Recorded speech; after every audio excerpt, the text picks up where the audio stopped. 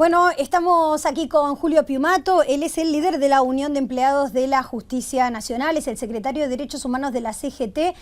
Bienvenido y gracias por venir. ¿Cómo está? ¿Qué tal? ¿Cómo estás? Bien, muy bien, Julio. Bueno, en principio me gustaría saber cuál es su impresión acerca del procesamiento de Rafecas sobre estos policías, ¿no?, acusados de participar en su secuestro.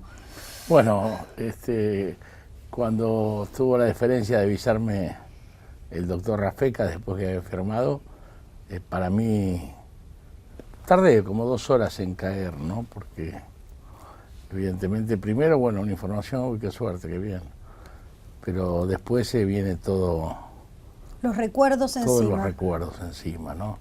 Y más que hay muchos compañeras y compañeros que no están, es remover toda, no solo una historia personal, sino una historia de la época, y bueno, que en eso haya habido justicia, la verdad que hace bien, pero me movilizó bastante, Yo me acuerdo que una vez usted me mostró una foto de esos años en la que usted estaba con todo un grupo de compañeros militantes, amigos suyos, y me iba diciendo en esa foto, bueno, este no está, este no está, este no está, y realmente era, creo que más de la mitad, ¿no? Sí, de la foto del 6 de diciembre del 75, era el casamiento de Wenceslao Caballero y Laura Serra de Caballero. Hoy el que está es su hijo, que nació en septiembre del 76, Guillermo Caballero, entrañable, ¿no? Conmigo lo quiero como un hijo, ¿no? Pero bueno, sí te la mostraba porque la había encontrado y fue muy movilizante entonces todo esto que pasó estos días. Muy movilizante, realmente muy movilizante. Y esa noche fue una noche, nosotros la llamamos la noche judicial, ¿no? Todos los años recordamos el tema. No lo hago yo porque lo hacía un compañero que falleció de cáncer el año pasado, y realmente él vivió esos años también. Yo le decía, mira, encárgate vos porque no soy autorreferencial, no quiero hablar yo porque sí, yo estaba involucrado. Y bueno, como yo siempre formo parte de la delegación al Elite, muchos años yo no estaba en el homenaje, que se hacía igual porque fue muy doloroso, fue un montón de allanamientos. Murió un compañero esa noche en uno de los allanamientos, un delegado del Foro Comercial, Maidana Casco, y bueno, conmocionó al Poder Judicial, ¿no? En ese momento, como tantos hechos de represión conmocionaron a otros ámbitos de la vida nacional. ¿Usted cuánto estuvo detenido? Yo estuve detenido hasta el 24 de marzo del 82. ¿Cuánto tiempo? Y son 6 años y medio, un poco más. Impresionante. Del 1 de junio del 76 a el 24 de diciembre del 82. Y esto era en el marco de toda la persecución que se daba contra los empleados judiciales que sí activaban los casos y los amparos que presentaban los padres de los desaparecidos, ¿verdad? Sí, y además por la acción sindical, ¿no?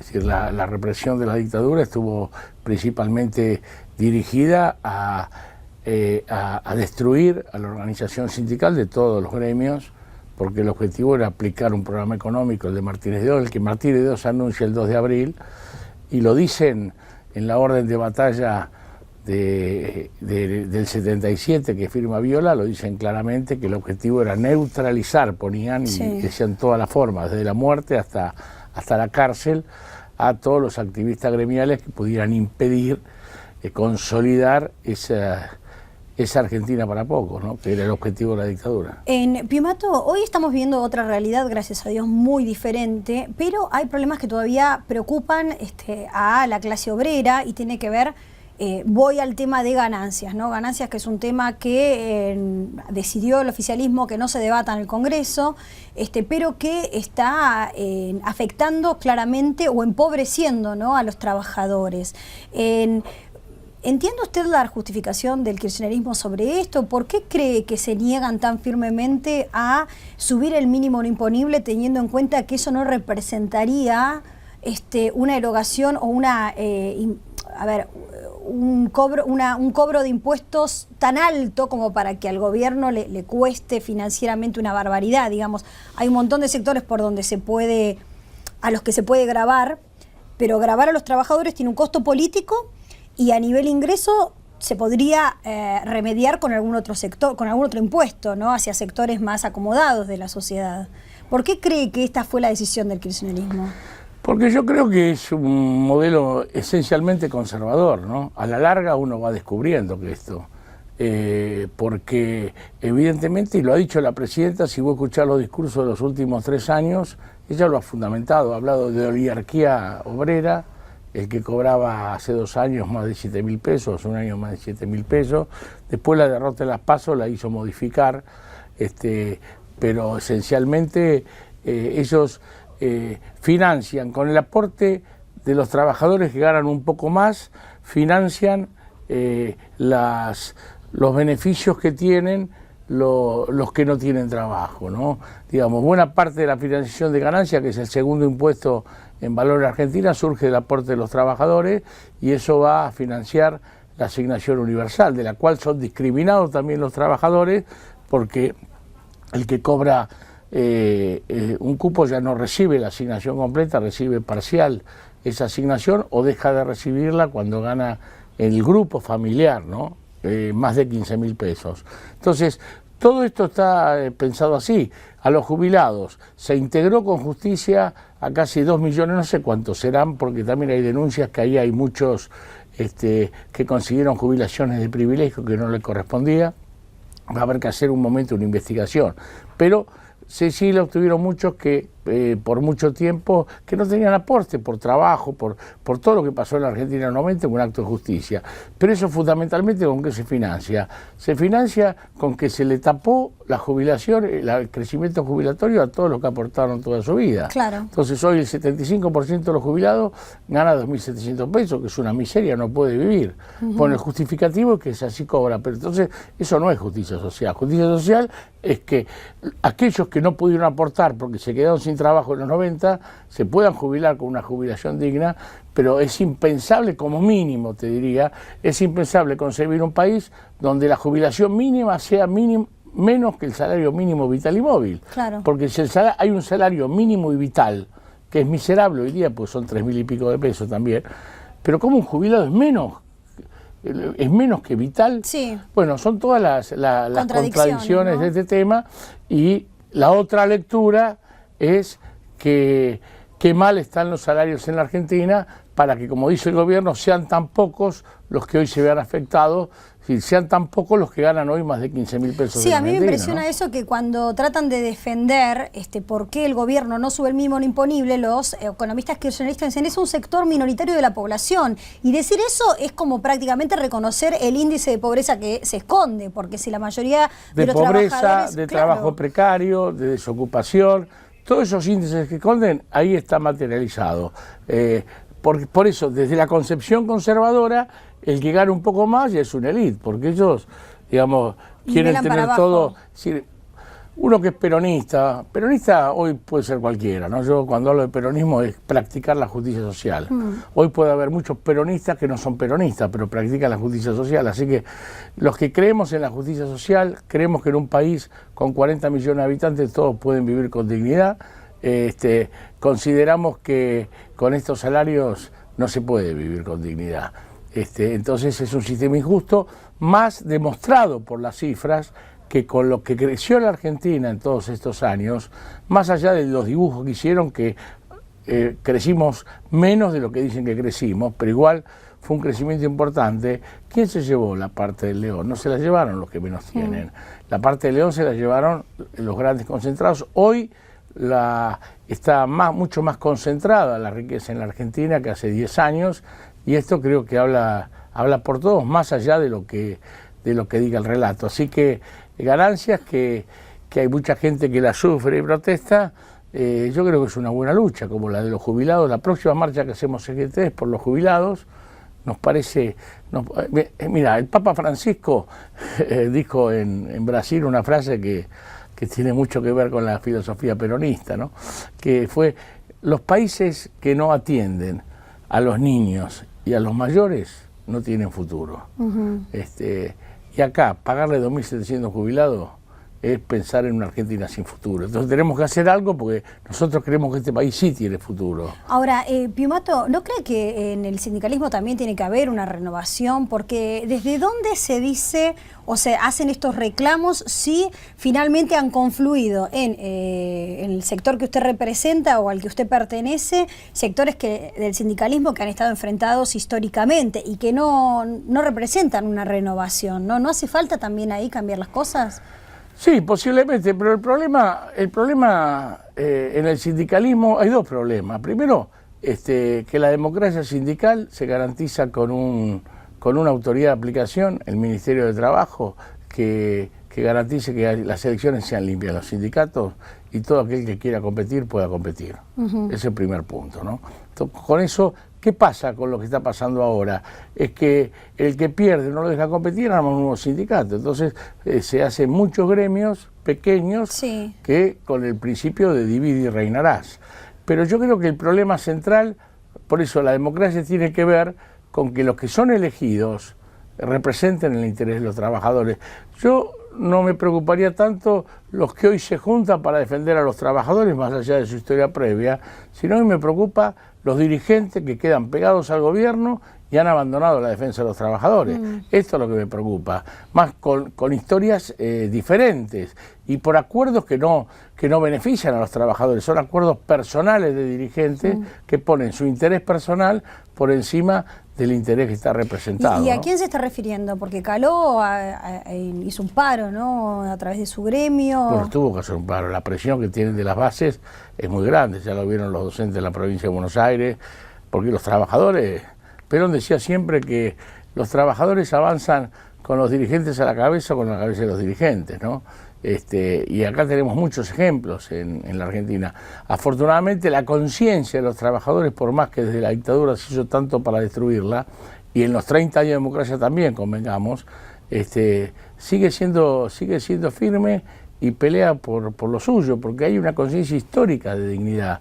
A veces a nosotros nos quieren comparar con otros países, con la región, pero en ningún país de la región los trabajadores y el pueblo en general alcanzó los niveles de justicia social que alcanzó en la Argentina con el peronismo, y esto culturalmente no se pierde. Entonces, una cosa es el que se conforma con un subsidio, el que se conforma con una asistencia, porque nunca vio otra cosa, y el que conoció la justicia social, el que conoció lo que es vivir con dignidad, evidentemente no se va a conformar con una dádiva. Los organismos financieros de crédito, estos planes como la UH, por eso la planteaban todos, el gobierno la dio después que perdió las elecciones del 2009.